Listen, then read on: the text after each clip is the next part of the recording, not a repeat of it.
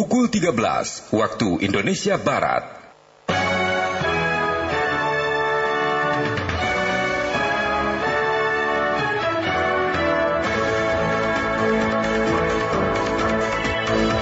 Dari Medan Merdeka Barat 45 Jakarta, Radio Republik Indonesia menyampaikan warta berita. Memang ada kenaikan 40%, biasanya penumpang bis 700, sekarang udah turun lagi jadi 600. Saya belum atur, yang diatur baru nggak pakai masker, ada aktivitas yang dianggap tidak sesuai protokol kesehatan, jadi tidak mengatur vaksin selesai.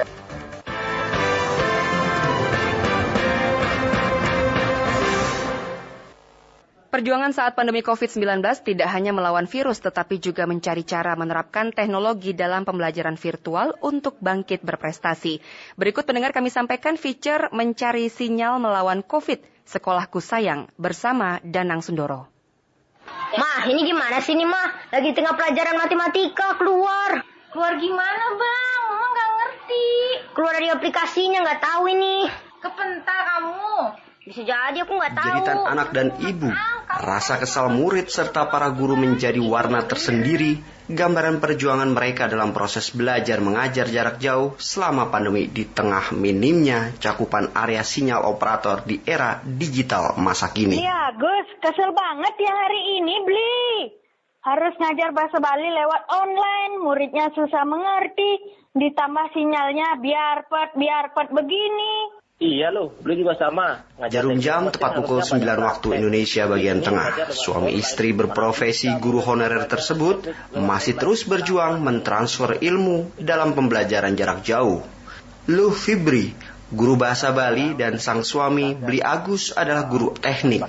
Pahlawan tanda jasa ini berjuang menciptakan generasi muda hebat di tengah sulitnya sinyal semasa pandemik di pedesaan Karangasem, Provinsi Bali. Walaupun bersyukurnya bantuan kuota dari pemerintah sudah diterima. Kendalanya pada pembelian kuota. Nah, syukur pemerintah sudah memperhatikan, sudah diberikan bantuan berupa paket kuota seperti itu. Sulitnya perjuangan para guru di Karangasem, Provinsi Bali juga dirasakan murid-murid milenial. Salah satunya Pasya yang duduk di bangku sekolah menengah pertama di kawasan Sawangan, Depok, Jawa Barat. Anak pertama yang hidup ngontrak bersama kedua orang tuanya ini harus tetap berjuang di tengah pencarian sinyal dan kuota demi melawan COVID dan mewujudkan mimpi menjadi dokter. Kendala memang pada saat belajar itu seperti apa sih sebenarnya? Biasanya sih sinyal kadang-kadang suka buruk lagi di tengah pelajaran. Misalkan lagi cuacanya buruk, tiba-tiba sinyalnya turun. Atau enggak, misalkan gurunya juga kalau sinyalnya jelek, kitanya yang guru sampaikan tuh biasanya putus-putus. Oh. Ya sulit mendengarkan kalau sinyal saling jelek. Wajah-wajah inilah yang terpancarkan saat mereka adik-adik tercinta berjuang di tengah sulitnya ekonomi keluarga. Dihajar pandemi hanya untuk sebuah prestasi. Psikolog ataupun para ahli parenting turun gunung, bahu-membahu memberikan pencerahan bagi ayah bunda, para guru yang tengah berjuang mendidik putra-putri tercinta, seperti dikatakan pakar pembelajaran keluarga atau parenting, Aba Ihsan Baihaqi berikut ini. Ya, masalah digitalisasi, jika kemudian hanya untuk transfer of knowledge, transfer of knowledge, but not transfer of karakter. Tidak bisa karakter mental positif, moral hanya dengan tab dan lain-lain. Lebih baik kita terus maju, capai mimpi yang baru. Namun, perjuangan ini tampak sedikit bahagia saat orang tua melihat anaknya akhirnya wisuda walaupun via online. Inilah sedikit curhatan Ibu Okta, anak dari Gaizan, Sekolah Al-Azhar di kawasan Grand Depok City, Depok, Jawa Barat. Sedikit kecewanya karena anak-anak tidak bisa pentas dan bersama teman-temannya. Tapi saya sebagai orang tua murid merasa ini kondisi yang paling aman di saat pandemi.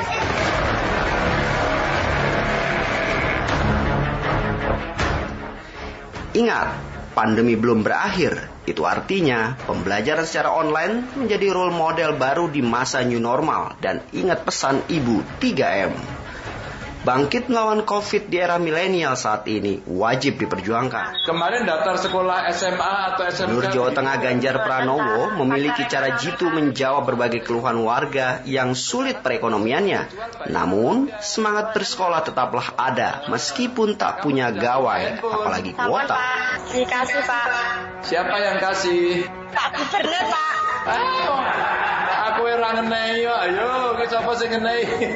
Ide awal kita agar anak-anak semua mendapatkan kesempatan belajar, sehingga kita bikin sekolah virtual agar aksesabilitas pendidikannya lebih nyaman. Nanti kita dampingi, kita bantu. Tadi saya tanya 2 murid ternyata alasan kenapa tidak masuk SMA atau SMK karena tidak punya duit. Belajar saja masih sulit. Kini ditambah lagi dengan keterbatasan sinyal yang terkadang masih meremlek di wilayah NKRI. Namun, Mas Nadiem selaku Menteri Pendidikan telah memberikan suntikan motivasi untuk anak-anak dan orang tua Indonesia. Jangan stres, beliau katakan. Jangan stres, ini adalah masa adaptasi. Pasti tidak mudah, penuh dengan kebingungan, penuh dengan ketidakpastian. Ini normal, jadi jangan khawatir, tapi yakini bahwa cara terbaik untuk belajar suatu hal baru adalah untuk keluar dari zona nyaman tersebut. Dan itu satu-satunya cara untuk memperbaiki diri. Jadi walaupun banyak guru, orang tua, ataupun murid yang masih gaptek misalnya, tapi yang penting kita setiap hari mencoba untuk mempelajari bagaimana metode yang terbaik. Sinyal, sinyal. Kemanakah dirimu berada, terkadang kau hilang saat membunuhku. Hahaha. Ungkapan ini memang terkesan hiperbola, namun menjadi fakta bagi mereka yang di pedesaan. Belajar di Pro 2 RRI. RRI Pro 2 FM Palembang, sore kreativitas. Tapi tahukah Anda pendengar, media pun bisa menjadi solusi di tengah keterbatasan dan tantangan belajar daring ini. Ya, LPP RRI sebagai salah satu media publik memberikan solusi belajar di radio.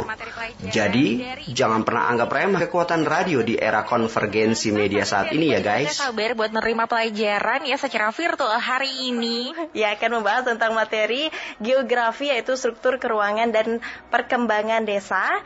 Itu bersama Pak Idan Rodiaman, SPD selaku guru SMA Negeri 1 Denpasar. Baiklah, kita sapa dulu ya sahabat kreatif ya. Halo, selamat siang Pak Idan. Usaha dan doa merupakan pesan agama untuk kita bisa meraih kesuksesan di masa depan.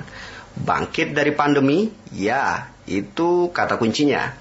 Menkominfo Joni G Plate meminta operator seluler di seluruh tanah air, terutama yang terlibat dalam program bantuan kuota data, untuk terus menjaga kualitas jaringannya agar pelaksanaan pembelajaran jarak jauh PJJ berjalan lancar. 4G network di seluruh 12.548 desa dan kelurahan yang saat ini belum ada sinyal 4G, paling lambat selesai di 2022.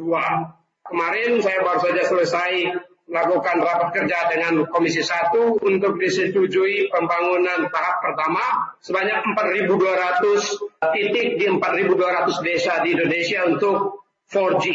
Tentu kerjasama dengan operator seluler untuk menghasilkan sinyal sangat diperlukan dan mekanisme kerjasamanya sedang kita siapkan. Semangat terus adik-adikku tercinta. Ingat pesan Bapak Presiden Republik Indonesia Joko Widodo. Pandemi COVID-19 sudah banyak memberikan pembelajaran berharga untuk bangkit demi Indonesia lebih hebat di masa mendatang. Pandemi COVID-19 telah memberikan pelajaran berharga bagi kita. Krisis telah memaksa kita untuk mengembangkan cara-cara baru, membangun norma-norma baru, membangun standar kebaikan dan kepantasan yang baru.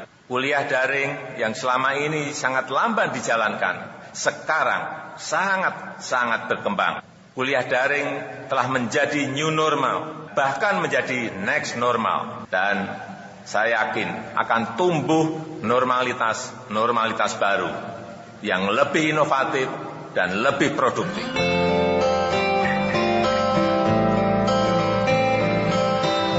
Gawai, sinyal, dan kuota menjadi alat utama pendukung perjuangan bagi anak-anak milenial di tengah pandemi. Dari bangku sekolah hingga perkuliahan, demi meraih mimpi yang tak boleh hilang ditelan zaman. Bangkit di tengah COVID dalam pembelajaran jarak jauh atau virtual bukan menjadi masalah mereka generasi zaman now untuk tetap berjuang meraih cita-cita. Pandemi bukan menjadi soal, namun menjadi ujian untuk kita naik derajat menjadi manusia mulia dan berprestasi di masa depan. Semangat ya nak, saya Danang Sundoro, Pro 3 RRI.